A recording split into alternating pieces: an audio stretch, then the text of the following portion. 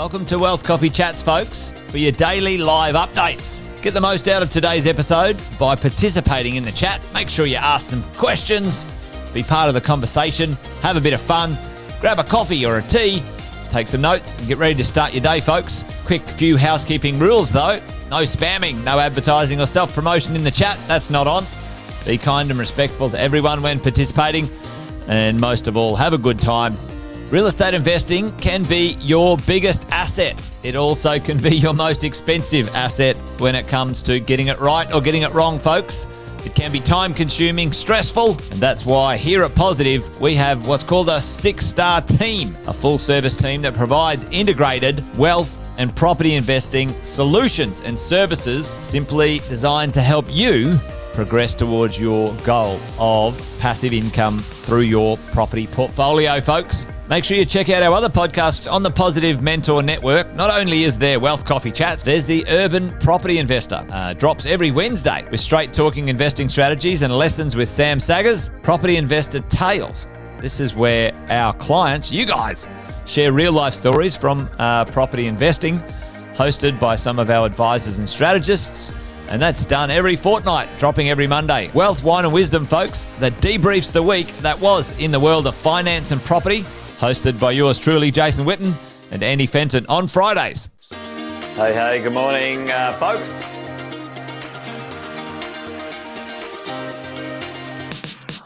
Good morning, everybody. Welcome to another Wealth Coffee Chat. Hope you're well, folks, wherever you are. There it is, team. Morning. Morning, wherever you're tuning in from today. Early bird gets the worm, they say. Here at Positive, we offer a 6-star team. It's a team that help you at every stage of your wealth creation journey.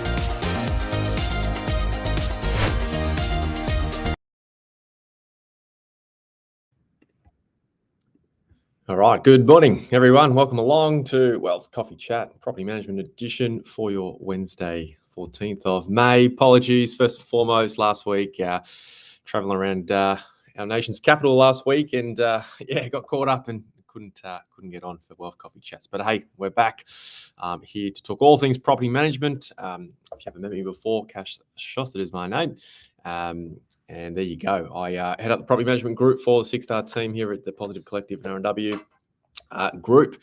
What we do, if you don't already know, on a Wednesday, we chat all things property management, help you keep safe, help you maintain and hold your investment for the long term, as they say. Whatever your journey might look like, we are here to help. And I can see a few of you guys already on, which is amazing. Kevin is here from Florida, so good evening and good morning, I should say. Luke, g'day, mate. Hope you're well. And a few of the other regulars are on. So, thanks for tuning in as always, guys. It certainly keeps me up and at it. Hope you got a coffee as well. And we'll get on with today's conversation. So, bit of a, I don't know, frustrating topic, maybe a bit of a funny one. I'm not sure how we're going to interpret today's conversation, but something that, I think is relative to what I've gone through in the last sort of 1 to 2 weeks, another experience, which property management always throws up. And what we try to do is, work out what happened, work out how we can get better into the future, which is, part of investing, right? I think we always say here at Wealth Coffee Chats, challenges when you're holding real estate can be inevitable or will be inevitable. Challenges come up and it's about how you deal with it, how you respond to it. And more importantly, what your property manager is going to do on your behalf. And here's one thing that protects 45% of Australia's investors today. And I want to know if that's one of you guys, because if you're part of the 55%, I definitely want to be able to help you guys. And there's an interesting statistic that come up, and I'm talking about landlord's insurance. Why am I talking about landlord's insurance today? And what has that stat got to do with landlord's insurance? Did you know, team? Did you know only 45% of Australia's investors, and there's 2.4 million of you out there or across the country, only 45% are to be considered to have adequate landlord's insurance. The other 55% either have inadequate insurance or they don't have landlord's insurance at all, which is kind of mind-blowing when you think about it. And I've got a scenario to quickly share as to why I think you don't want to be one of those 55%. So you drop in the chat for me, team, if you've got landlord's insurance and you feel confident about it, you've got adequate landlord's insurance.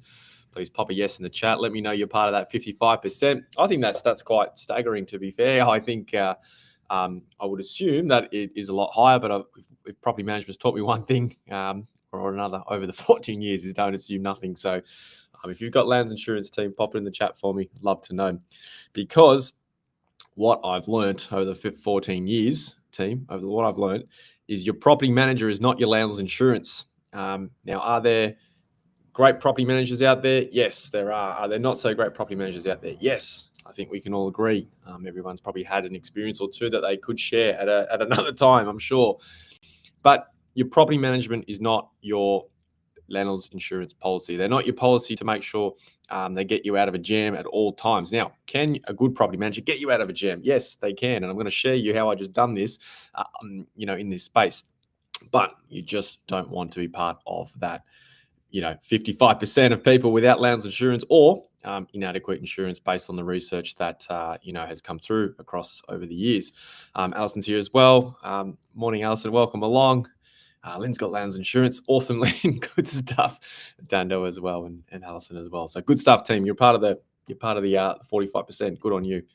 And so the scenario I went through at the moment, over the last few weeks, team, where I've jumped in is we had a tenant. It's been there for a little while. Back into the tenancy hasn't gone to plan now. There's probably a variety of reasons why this tenant got into a situation where they owed rental income. There was a list of damages, whether they were considered accidental or malicious is another story. And along we went through the bond process. The bond was claimed in full, so it was tracking okay. And when it got time to submitting the insurance claim, given there's a certain threshold of what landlords insurance companies out there will deem, what they will claim in-house through their claims team and what they will deem, okay, now we need to send an assessor out there. In this scenario, an assessor got appointed. Now, for the most part, and I could be wrong here, but for the most part, most of these assessors that get appointed are third-party contractors, and they're not part of that in-house insurance company that you might have your policy with. So I think it's fair to say that might be the scenario right down the track.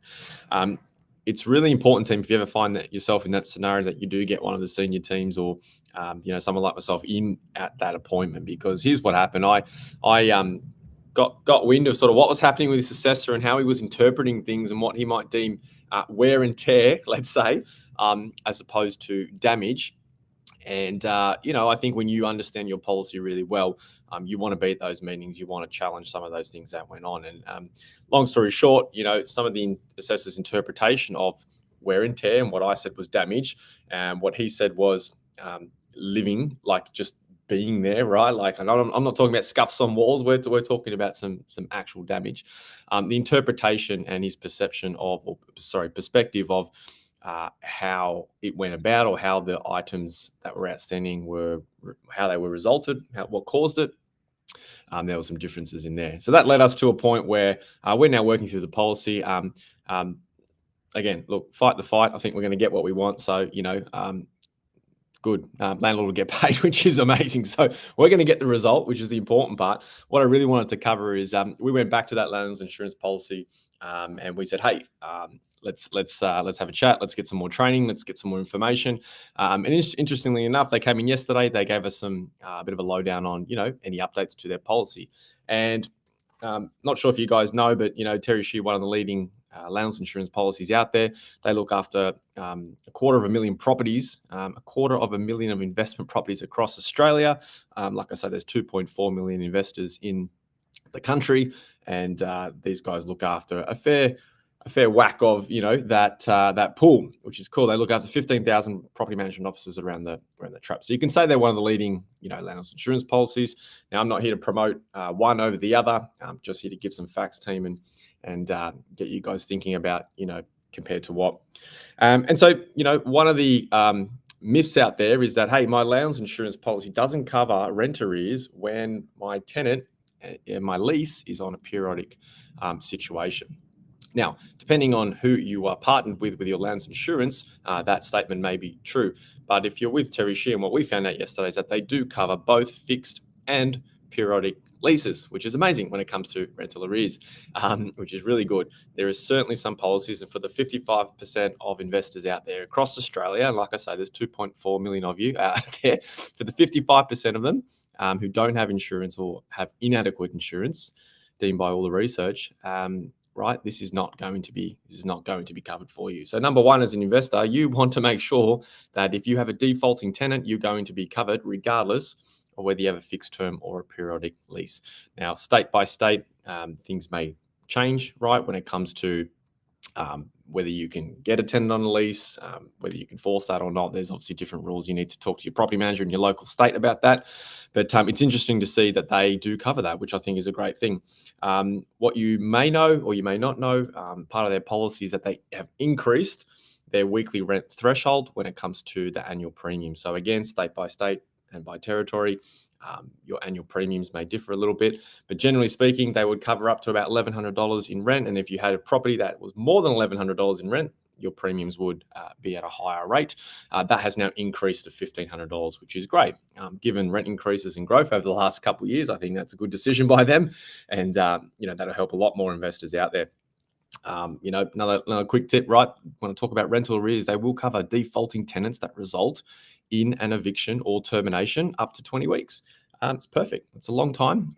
It's plenty of time, in my opinion, for your property managers if they follow the process to get that tenant sorted, get it released, and that insurance part will cover the gap, which is amazing. Like I say, team. One of a couple of the other things, contents damage up to $70,000. I'm not sure if that number's been updated, but it's definitely clarified in there. So that's a really good sign. And then pet damage. We get a lot of questions from time to time about, hey, not sure if I want to approve this tenant. They've got a pet. How many pets? What if I approve one? The next minute there's three and there's a zoo in there. Like sometimes these things happen, team. And of course, we've got to have a bit of a framework and, approval process through that. And again, depending on where you are, you can't unreasonably deny pets these days. But the pet cover in your insurance policy with Terri Scheer is now increased, right? So it used to be up to $2,500 in cover. That has now doubled up to $5,000. So if you're not with Terri Scheer, like I say, just compare to what? Have a look at your policy. Do you have up to $5,000? Does your policy include up to $5,000 in pet damage cover? If not, it may be something you just want to ask your insurance policy provider and say, hey, listen, can this be included? Or maybe the answer is no, and you might want to switch in that space. So, just a couple of little tips and tricks in that sort of space, team. Really important. Some of the scenarios we get a lot, and look, pop it in the chat if this is something that's come up to you. Hey, is it covered under insurable events? If I have flood, storm, fire, the answer is yes. It covers your contents, fixtures, and fittings, not your building insurance, of course. So if you've got a house, you must have separate building insurance, and if you've got a strata titled property, i.e., apartment or townhouse in that matter, then through your owner's corporation or owner's committee there, your OC, you will have building insurance through there, and that's part of what your levies contribute towards. Couple comments here. Alison says it's awesome with Terri Scheer, one property. Yes, please review. And team, it's not about the annual premium price of the policy. Let's say, like, that is one thing to consider. Most landlords, in my experience, will just pick an insurance policy based on price or someone that the bank recommended us. The devil's in the detail, as we always say, and you want to make sure you double check that. Hate they don't cover bathrooms, whatevers. Yeah, and that's a good point you make there, Alison, because one of the scenarios that can happen from time to time is, hey, I'll give you this scenario. You've got an apartment, you've got a balcony there. It absolutely storms, right? Cyclone Alfred comes and hits Queensland again, like it did a month or two ago, and absolutely floods the balcony space, and the water overflows and comes into your apartment, damaging carpet and the underlay, etc., to a point where it might be deemed uninhabitable, doesn't meet minimum standards. You need to replace the carpet. Now, in that scenario, what caused the event would be deemed an insurable event, i.e. cyclone in that space. If your policy covers that, right? Check your policy. Compared to your balcony, it was just raining, or it wasn't deemed to be a storm. Enough water came through, and it was deemed to be fouled waterproofing or poor workmanship. Then that poor workmanship and builders influence is not considered an insurable event, and therefore your insurance policy would not cover that space. So there's a couple scenarios. You still get the same result, right? You've still got a wet carpet, damaged carpet, moldy carpet. You're in a position where you need to replace the carpet, right? Same result, but it's about what caused the event. Is the cause an insurable item in that space? Which is really important to know. Luke says he had over $6,000 damage from pet damage in a brand new home. No more pets for us. Oh, it's a challenging one, Luke, that's for sure. And like I say, now I think it's been really appropriate from this provider, and I'm sure there's a couple of other providers leading in this space where they've seen what the legislation has moved towards when it comes to approval of pets and keeping of pets, and how tenants go about that, and how landlords and property managers manage that. And I think it's an appropriate thing for them to double that policy from $2,500 to $5,000 cover, which is awesome. And yeah, as Luke says, sometimes when it's in the hands of the tribunal or the magistrate's court, it takes time. Right, it takes time, and all that does is cost us money along the way, and we don't want that. So, you got to layer these things up, layer these strategies all together in that space to make sure you've got a healthy way of maintaining and looking after your investment property. And yeah, like I say, don't be part of that 55% who have inadequate insurance and or don't have insurance at all. We don't want to be part of that 55%. I don't know about you guys, but that number's staggering. I thought it'd be a lot lower, but apparently not, which is interesting. So, team, I'm going to leave it there because it's 8:26. But I'll tell you what, pop in the chat for me. We're not too far away. We're about a month away from the Property Summit. For those that's joining, let me know in the chat. Are you guys coming along? We'd love to see you there. Hope you got your ticket. I'm just going to play a little stinger. If you're not sure what the Property Summit is, team, tell you what, it's something you don't want to miss. Check this video out. We'll come back. We'll wrap it up.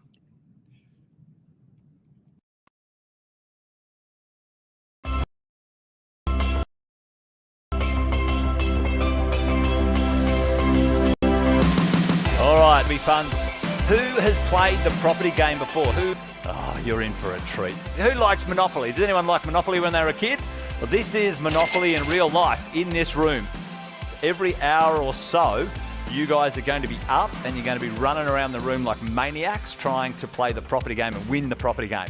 Today, I wanted to share the lessons, the mistakes, and the wins. I want everybody to put up their hands who knows their interest rates on all their loans right now. If you haven't seen me around before, like 13 years in the industry, in property management specifically. Who likes paying tax? If you need help finding somewhere to donate, I'm sure I can find somewhere else where it can go. No, we've got an expression in that, let's go and make new mistakes in the world. Who wants to make new mistakes? These are just strategic moves that can make such a big difference. So obviously buy well, never sell. Definitely the majority of what everyone's looking to do is collect some A-grade assets, B-grade assets, whatever it might be. I loved the idea of being a property investor and developing that identity. Collectively, they have way more years experience in everything that you think you're trying to solve. Because they do it every single day.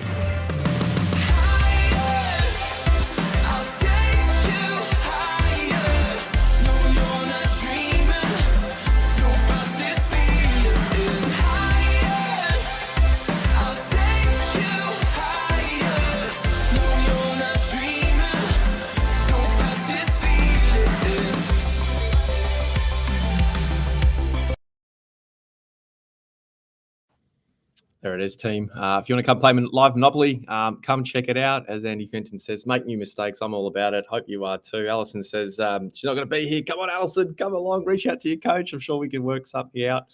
It'll be super cool to have you there. And for everyone else that's attending, we'll see you in about a month's time. If you're not already sure how to get tickets, I'm going to drop a link into this stream, so that will come through. But hey, if you're part of the Positive Collective group, reach out to your coach, your strategist. They will help you out. They'll link you up with some tickets. Sort yourselves out for that date. I think it's the 12th to 15th of June. And up or down, depending where you are on the Gold Coast. So there we go. Jacinta's jumping on as well, trying to put aside a ticket.